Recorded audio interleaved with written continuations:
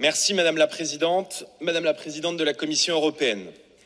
Après un mandat jalonné par de nombreux échecs et par de nombreux scandales, après des élections marquées par une contestation sans précédent du fonctionnement de l'Union européenne, vous nous présentez aujourd'hui la nouvelle équipe qui formera la Commission européenne. Ces commissaires européens sont anonymes, inconnus du grand public.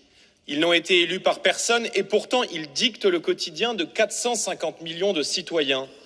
Et pourtant ce sont eux qui ont droit de vie ou de mort sur des pans entiers de l'économie européenne.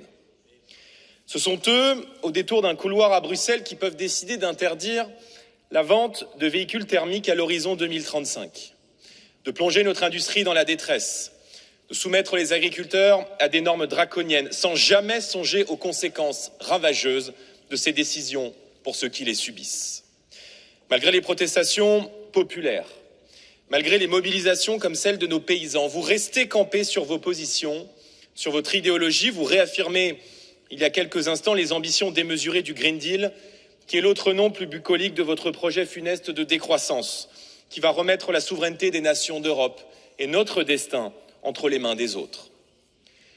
La Commission européenne refuse de se réformer parce qu'elle refuse de reconnaître publiquement plus d'une décennie d'erreurs et d'errances qui ont mené les nations d'Europe où elles sont aujourd'hui.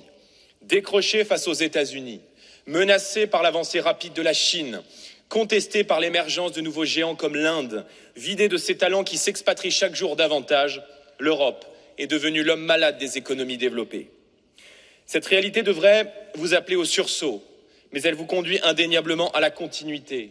La même inaction face à la concurrence déloyale, les mêmes règles européennes du marché de l'électricité, la même écologie punitive, le même déferlement migratoire qui change l'identité de notre continent, la même faiblesse à l'égard de l'islamisme et de ses relais.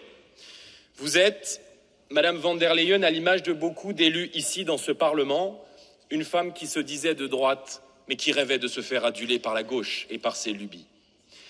Les mêmes causes entraînant les mêmes effets. Ce chemin mènera l'Europe tout droit vers le déclassement. Ne comptez donc pas sur nous pour vous y accompagner.